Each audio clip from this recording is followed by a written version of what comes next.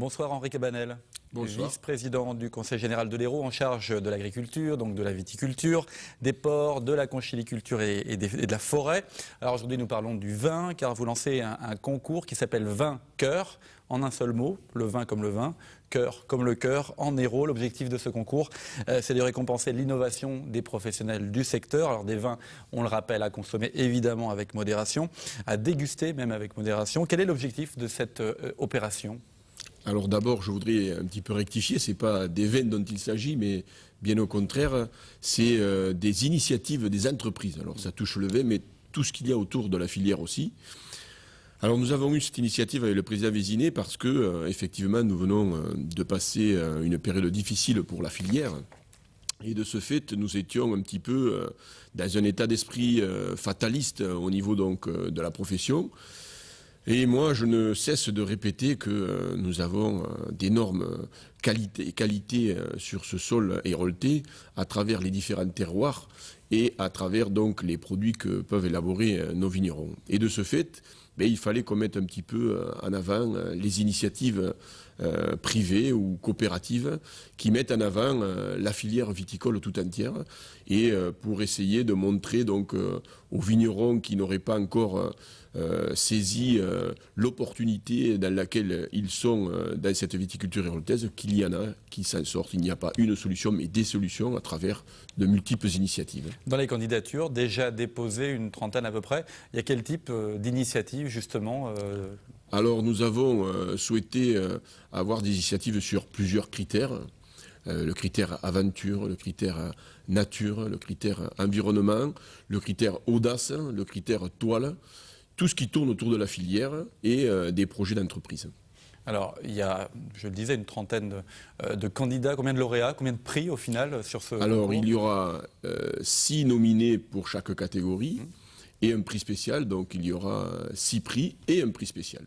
Un exemple d'initiative, vous avez un exemple qui vous vient à l'esprit comme ça ? Alors, au niveau audace, par exemple, nous avons nominé une entreprise qui a souhaité, pour la dépollution des effluents vinicoles, mettre un système qui n'existait pas jusqu'alors dans la viticulture, c'est-à-dire dépolluer ces effluents à travers des bambous, des roseaux.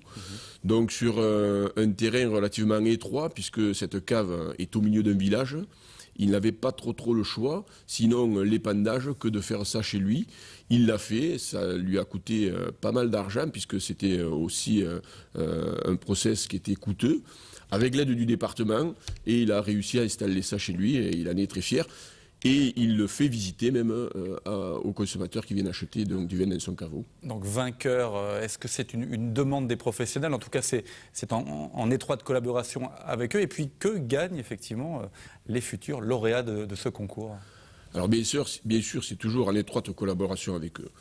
Nous avons la chance dans ce département, à l'initiative donc du président Vézinet et de Kléber Mesquida, son premier vice-président. En 2003, ils ont eu l'idée de mettre en place l'Observatoire viticole. Cet observatoire viticole qui est destiné entièrement à la filière, dirigé par la filière, ce qui nous permet d'être au contact au plus près, à être donc des élus de proximité, à l'écoute toujours de la demande de la filière. Et à ce titre, c'est vrai que souvent les professionnels bisquaient un petit peu, puisque chaque fois qu'on prenait la parole sur la filière, on avait toujours tendance à mettre la crise en avant, les difficultés que rencontraient nos viticulteurs, et ils en rencontrent même encore aujourd'hui. Oui. La crise est encore là. La crise est encore là, même s'il y a un brin d'espoir par rapport à la reprise des cours. Mais il était indispensable pour nous de redorer un petit peu l'image de cette viticulture, leur montrer qu'il y en avait des entreprises qui s'en sortaient, des viticulteurs qui avaient des initiatives, qui avaient du culot, qui osaient, et nous avons voulu les mettre en avant. Alors ce qui gagne, déjà, on va parler beaucoup d'eux, de tous les nominés. Ils gagneront bien sûr un prix et ils auront un petit logo qu'ils mettront dans leur caveau et qui sera toujours à rappeler donc, ce prix qu'ils ont gagné à l'occasion donc, de ce concours. C'est une grosse opération de communication aussi autour de ce concours. Tout à fait. Il va y avoir une campagne de publicité pendant un mois sur tous les panneaux du département où nous allons mettre en avant donc, cette viticulture et ses initiatives. Alors est-ce que ce n'est pas une énième campagne de communication, de promotion l'évolution du secteur, parce qu'on sait que le département fait des choses, la région, à travers Sud de France, Saint-Marc-en-Brel, fait aussi des choses pour la filière. Est-ce qu'il n'y a pas une guerre politique entre les différentes institutions qui essaient de faire de plus en plus pour cette filière qui reste très importante dans le département et dans la région? Non, non, je ne crois pas qu'il y ait une concurrence. Au contraire, il y a une complémentarité à travers le conseil régional et à travers les départements de cette région. Je dois vous le dire sincèrement, je suis d'abord viticulteur et en tant que tel, je crois que les viticulteurs de ce territoire ont beaucoup de chance d'avoir des élus qui prennent à cœur donc cette filière viticole qui fait partie donc du patrimoine régional et départemental. Et à ce titre, donc, les élus des différentes collectivités sont à même de proposer des initiatives dont se saisissent bien entendu les viticulteurs. Donc je crois que c'est une complémentarité et je crois qu'ils ont beaucoup de chance que les élus aient cette envie d'aider la filière. Ça reste un élément important de l'économie dans le département. C'est le deuxième département viticole national, hein, oui. Donc ça reste un élément important, même si effectivement la crise est toujours là.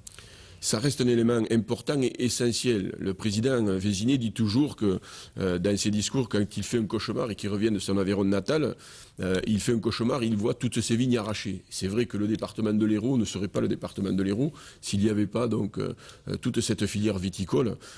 Une filière de viticole qui maintenant, aujourd'hui, est connue et reconnue dans le monde entier par la qualité de ses produits. Donc c'est vrai que c'est une économie très importante. C'est vrai que c'est aussi l'aménagement du territoire à travers donc, les paysages que façonnent nos viticulteurs. Donc c'est très important pour les collectivités comme les nôtres. Alors, vainqueur, le palmarès, ça sera quand exactement ? Le palmarès se fera le 29 juin dans les jardins d'Alco à partir de 20h et nous invitons largement à la fois la profession et les journalistes à venir nombreux. À suivre, évidemment. Merci en tout cas Henri Cabanel d'être venu nous parler de cette opération.